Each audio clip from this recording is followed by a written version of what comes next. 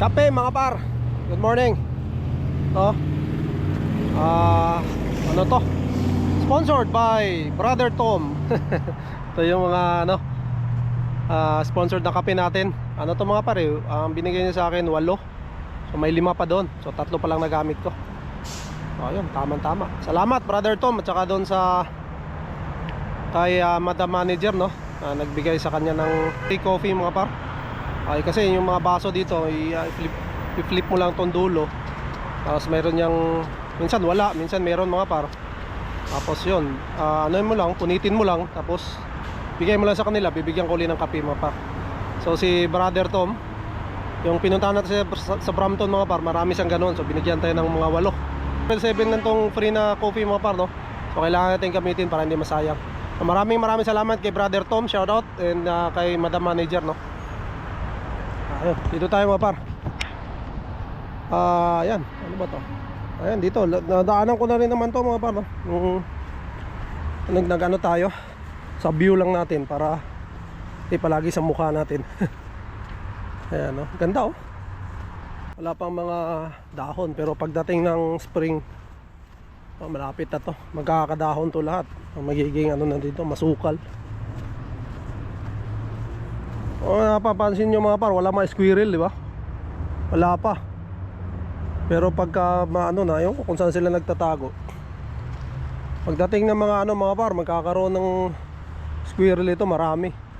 Kasi dumadaan din ako dito nung spring nakaraan. Meron pa mga paisa-isa. Yan ang dulo. Sukal, oh.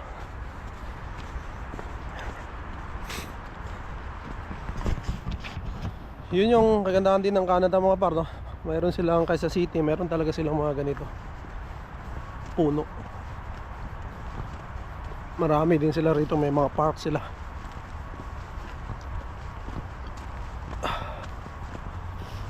Ayun, oh.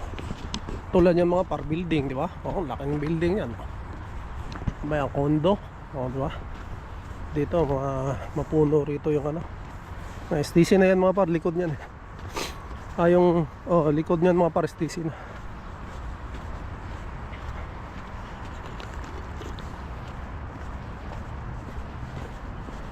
Yan, pwede pala mag-parking dito. So dito muna tayo. Para ano naman.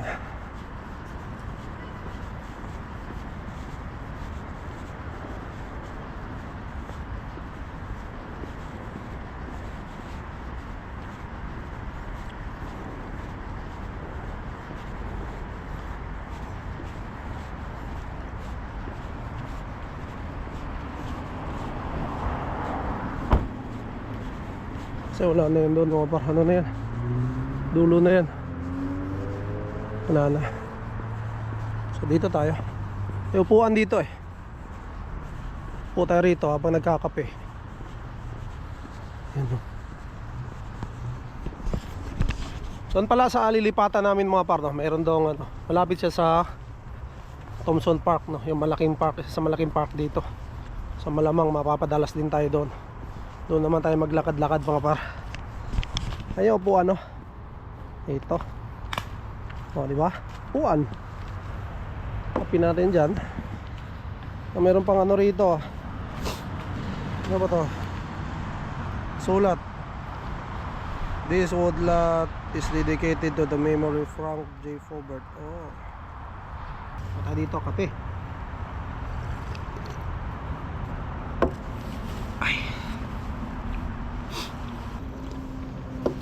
Nagano yung kamay natin kasi medyo malamig yan. Ito yung nakapag gloves at okay lang yan. So mga par, mayroon din akong i-share sa inyo dito mga par, no? Kung nababalitaan mga par na mga mangilan-milan na nabalitaan mga par na sumuko na lang, no? At ipinost na nila sa kanilang sa kanilang social media mga par, Facebook, no? Pinost na nila, nauwi na sila, no? So kagaya ni Henry Morato, no? Yun nga, stable na siya rito pero gusto niyang umuwi, gusto niyang magstay muna sa Pilipinas na medyo matagal, no? reset daw muna, na burn out daw siya, no. Citizen na yun mga par, si Henry Morato, no. So ano talaga, no, may nakita rin sila, may desisyon nilang pamilya yun mga par, no. Yun nga, sabi ko nga sa inyo, case to case basis tayo mga par, no? Kanya-kanya tayo ng ano rito, kanya-kanya tayo ng pathway rito sa Canada, kanya-kanya tayo ng struggles dito sa Canada, no. At hindi natin alam, katulad namin ng mga bagong pasok mga par, hindi namin alam kung hanggang saan nga kami. So meron ditong tawag dito, birthday pala, happy birthday. So yun, birthday pala ng ano mga par, no, ng aming kasama, no, sa City Alliance, aking City Alliance family. Ito yung aking mga unang naging kaibigan dito sa Canada mga par, no. Hanggang ngayon, no, nagkakasama pa rin kami, ano, at mga ano to, tayo lang pinakabago rito mga par. Lahat to sila ay matatagal na rito, 20 years, 30 years na yung iba, no. Kaya ayan, ang hindi pa yata PR dito sa City Alliance namin ay si Michael, no, yung family ni Michael tsaka ako, tsaka si Crystal, no, Crystal Sai de la Rita, sila Marvin, no, nasa Manitoba rin sila, hindi pa PR. So lahat naman kami bago. Michael tsaka si Crystal parang halos magkasabay lang sila. Ako yung pinakabago talaga kami, no? So sa ano namin, ayun, kami ang hindi pa PR. Sila Sir Briggs, no, Brigido Acosta tsaka si Ma'am Edsel, PR na sila. Sila yung ano, mabilis na PR, no. Sila yung naikwento ko sa inyo dati na ano, sabi ko na hindi pa tapos yung student na PR na sila dahil dun sa trabaho ni Sir Brigido Acosta. Oy, Sir Brigido Acosta, shout out, maraming salamat, bye. Lagi rin nakasuporta sa atin yan, no. Kaya yun, kasama namin yan sa City Alliance family, no. Kaya yun, ay happy birthday pala, no. Happy birthday kay Ate Lubim Ancheta, no. Maraming salamat, no. Kung napapanood niyo yung vlog ko dati mga par, ano ba yun, summer, nandito yung mother-in-law at father-in-law ko. Pumunta kami sa kanila, nag-ihaw-ihaw kami, no. Nandun sila Ma'am Ina, sila Kuya Puto Mendoza, sila Ate Susan Mendoza, no. Yun, sila Michael and family, Sir Brigido and family, sila Sir Ali, no. Sumabay, hindi, nag-commute pala kami, tapos sumabay kami pauwi, no, ni Sir Ali, ni Doña Mary Ann. Ayun, shoutout Ate Lubim Ancheta, happy birthday po. Ako na intriga, no, intriga, no. Dito ako na intriga sa huling post niya mga par, no, dahil uwi na lang sila ng Pilipinas mga par, no. At binasa ko nga, tininan ko yung ano niya, yung page niya, no, at nagbasa ko ng mga comments, no. Talaga nag-viral, umabot ng kulang-kulang 500,000, no, yung nanood nung kanyang ano, vlog na yon, no. Dahil talaga naman mga par, pagka yun ang ibinlog mo, no, yung mga uwi-uwian na yan, so nagba-viral talaga yan, no. May binigay siya doon na 3 dahilan kung bakit sila uwi ng Pilipinas mga par, no.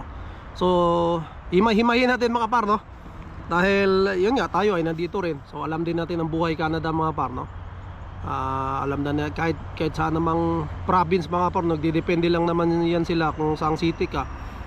Yung katulad nga dito sa malalaking city gagaya ng Toronto or sa Vancouver, no, ang worth of living mga par ay mataas, no, kaysa sa ibang mga province, no. Yun yung downside pag nakatira ka dito sa malalaking city. So imahimayin natin yung sinasabi niya mga par, wala silang PR pathway, no.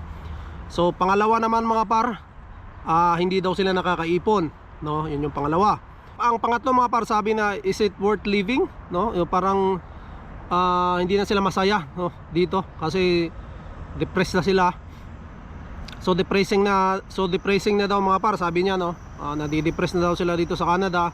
Ang hirap na ng Canada, ang hirap na ng buhay Canada, no. Yun yung pangatlong dahilan niya, no. So himayin natin yung una mga par, no. Walang PR pathway, no.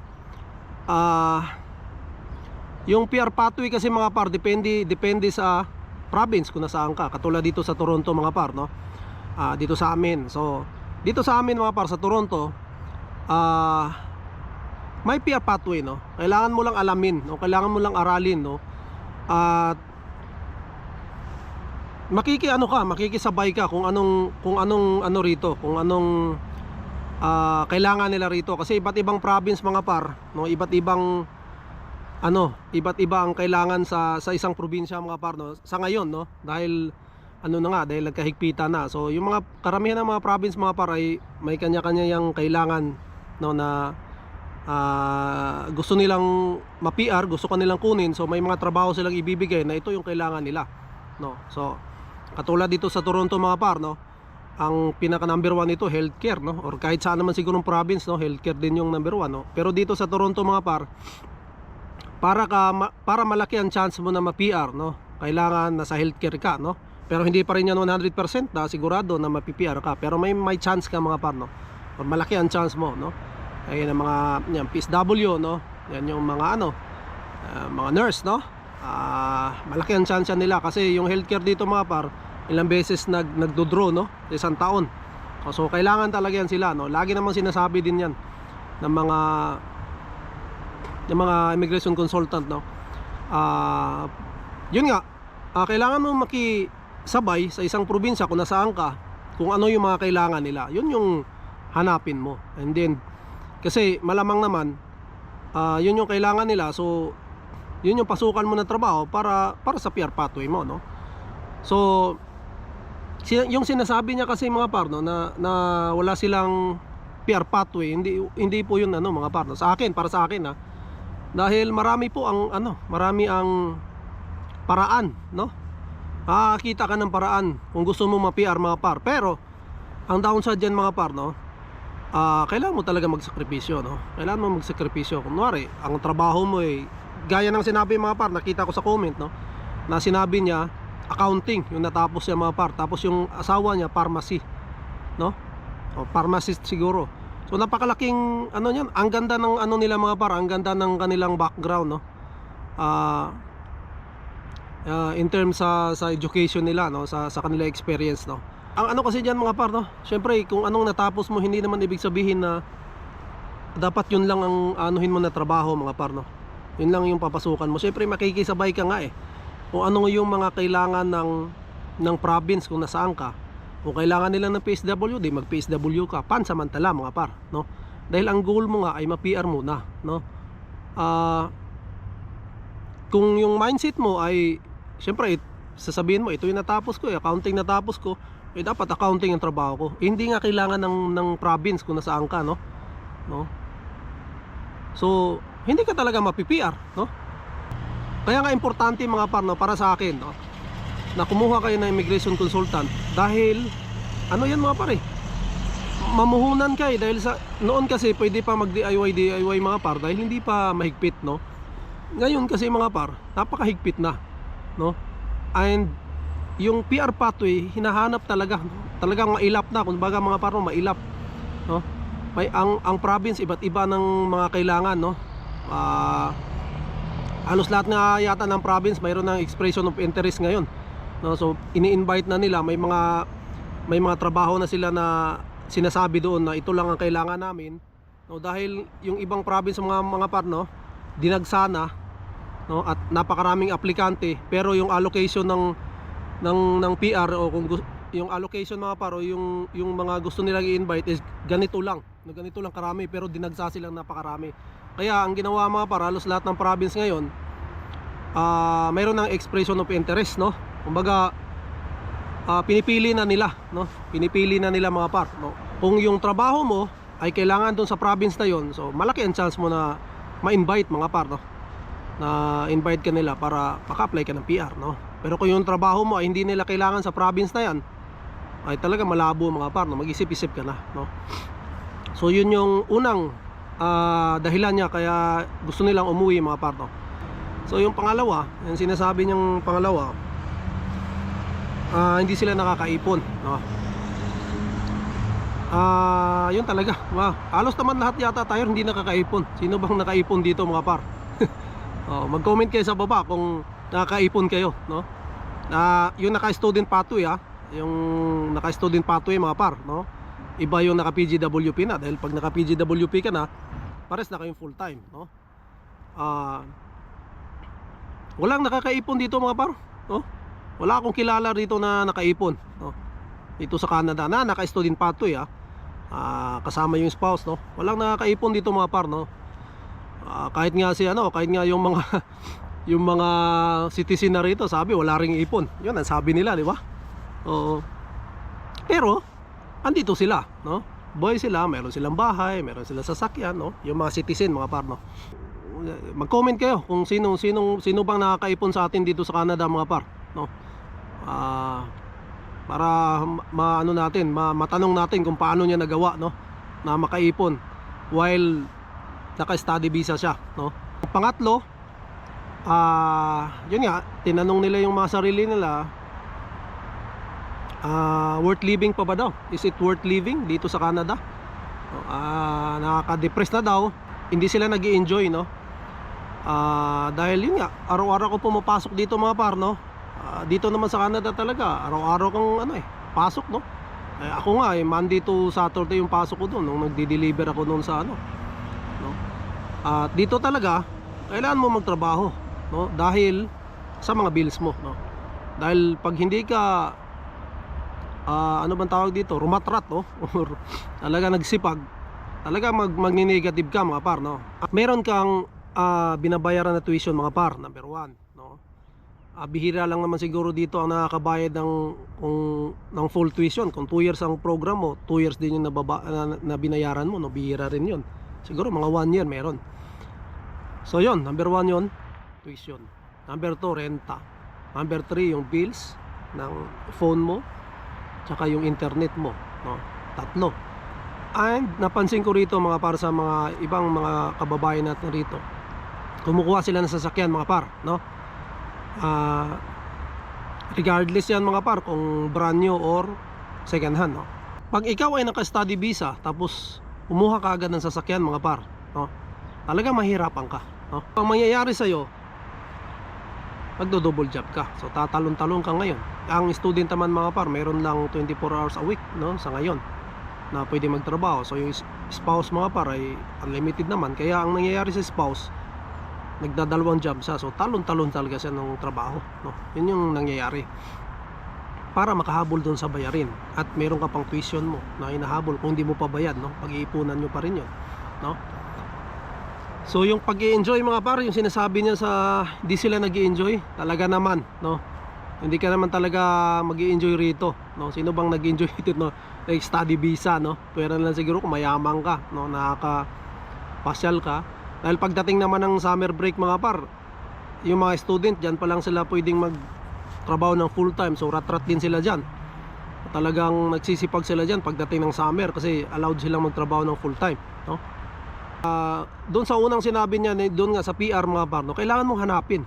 Dahil nga mahigpit na ngayon, no? Kailangan mong talagang alamin kung ano yung mga trabaho na kailangan ng province. Yun yung pasukan mo, no? Kahit anong trabaho pa yan, basta ma-PR.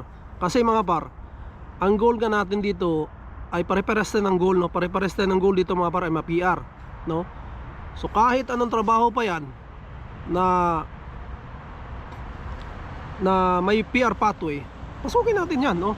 Kasi ang goal mo nga ma-PR, no? Yun yung goal mo. Kasi once na ma-PR ka mga par, pwede ka namang umalis, no?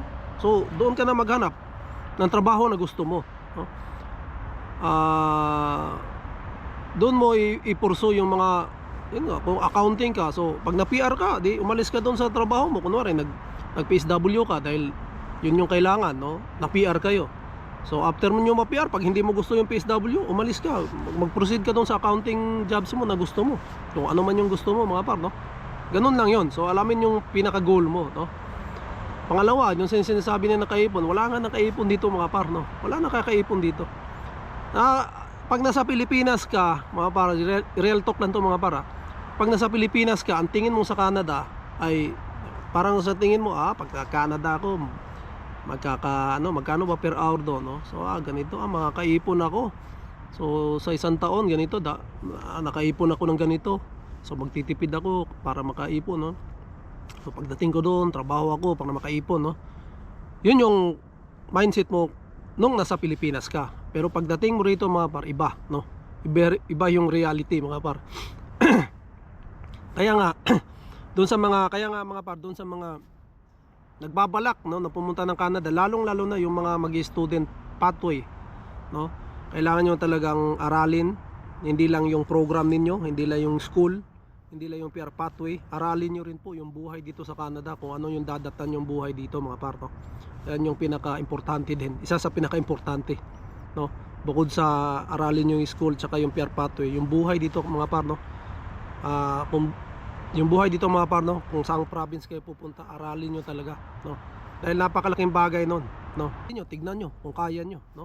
So lagi kong sinasabi mga par, dito sa Canada, pag naka-study visa ka, student pathway, kailangan talaga ng pera, no? Pera talaga mga par, dahil kung ano man ang mangyari sa iyo dito mga par, no? Kagaya na lang sa akin, no?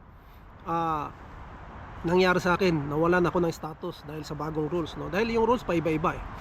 So hindi na ako pwede sa working permit mga par, no? Na-refuse ako. So ano mangyayari sa akin, no? Tourist visa para makapag-stay ako, no? Yun yung nangyari sa akin ngayon. At pag nangyari sa inyo yung mga ganun mga par, no? Napakahirap, no? Walang trabaho. Sa sitwasyon namin mga par, kung wala kaming sponsor, sa totoo lang, real talk lang mga par, no? Umuwi na kami ng Pilipinas, no? Wala na kami rito. Sinukuan na namin to. Dahil hindi namin kaya, no? Hindi namin kaya, no? Dahil hindi ako nakapagtrabaho. Pero kung may trabaho ako mga par, maaaring mailalabang ko pa, no? Kung may trabaho ako, no? Pero sa ganitong sitwasyon ko, umuwi na kami mga par, no? Anyways, no mga par, no? Mabalik tayo kay Kabayan. So na-approve pala sila mga par, no? Ng hanggang 2028 ng PGWP plus SOWP, o yung kanyang spouse, ng hanggang 2028, no? So yung PGWP mga par, no, nabanggit ko na rin naman sa previous vlog ko, pwede na kayo magtrabaho ng full time. Wala nang limit sa oras, kahit saan ka rito sa Canada, no? Open ka na mga par, kasi open work permit yung PGWP. Kahit saan ka tumalon-talon dito sa Canada, wala nang restrictions mga par, no? Full time, basta legal, no? Sinukuha nila mga par, no? At kung ikukumpara mo naman yung sitwasyon nila sa sitwasyon ko mga par, no? Layo, no? Kasi sila talagang no? Mas malaki naman siguro yung problema ko kaysa sa kanila, no mga par. Pero nandito pa rin ako. Hindi pa rin ako sumusuko mga par, no? At ilalaban ko pa rin to. Pero kanya-kanya naman tayo mga par ng pananaw sa buhay, no? Kami, no, sasabihin ko sa inyo mga par, once na makatapos si Mrs. ng pag-aaral, hahanapin namin yung PR na yun, kahit saan pa yan sa Canada mga par, no? Kung kailangan na umalis ako rito, puntahan ko yan kung saan kami ma-PR o saan ako ma-PR, o kung kailangan kong umalis, no? Once na makatapos si Mrs., aalis ako mga par, no? Hahanapin ko yan kasi yun yung pinaka-goal ko una. Ma-PR mo na, no? Yung pinaka-goal namin, no? And then wala na, hindi ko naisipin yung kung makaipon pa or is it worth living ba, no? Wala na yan sa akin mga par, no? Basta ang goal ko PR, no? Kahit saan pa yan, no? Basta legal lang, no? Siguro sa Kabayan, no? Sila Kabayan na hype lang siguro masyado sa Canada, no? Yan nga, yung mga expectation nila mataas masyado, no? So hindi nila inaasahan yung ganito, no? Siguro sa Pilipinas maganda yung trabaho nila, no? Maayos yung buhay nila, tapos pumunta sila rito. At yun nga, dito nila nasubukan, no? Yung mga hirap ng buhay, no? Magtrabaho ng minimum job, magtrabaho ng kung ano-ano lang, no? Para lang makasurvive. Well, ganun talaga mga par, no? Para sa atin nga, kung pwede lang bilhin yung kanilang PGWP, binili na natin mga par, no? Para wala na tayong problema, no? At least approve na, no? Pero sila sinukuha nila. Well, kanya-kanya nga tayo, no? Well, ganun pa man, yun yung desisyon nila mga par, no? Respetuhin din natin yun. Binigyan na natin ng yung mga sinasabi niya mga par, no? Ng ating sariling pananaw din, no? So dito nga, no, iba't iba tayo ng pananaw, no? Iba't iba tayo ng, yun nga, sabi ko, struggle dito, no? So dito talaga mga par, no, sa Canada, no, real talk lang, matira matibay dito, no? Matira matibay. Maraming salamat sa inyo, no? Ito lang naman ay kwentuhang buhay Canada lang mga par, no? Kung nakikita ko rito, no, kung ano yung opinion ko, no? Hindi naman ibig sabihin kung yung opinion ko ay sundan nyo na yung aking pananaw mga par, no? Kasi iba't iba tayo ng ano talaga eh, ng pananaw sa buhay, no? Kumbaga respetuhan lang mga par kung ano yung pinaniniwalaan nyo, kung ano yung mas ikabubuti sa pamilya nyo, kung saan kayo masaya, doon kayo mga par, no? Yun naman ang pinaka-importante nang nakasuporta sa mga silent viewers, sa mga nagko-comments doon sa previous vlogs natin, sa mga kaibigan natin dito sa Canada. Maraming salamat po sa inyong lahat, no? Shout out po sa inyong lahat, no? And yun, siguro mga par, dito ko muna tatapusin ang aking vlog. Yung goal natin sa Canada mga par, tandaan natin, no? So, maraming salamat. To God be all the glory, and we'll see you in my next one. Bye!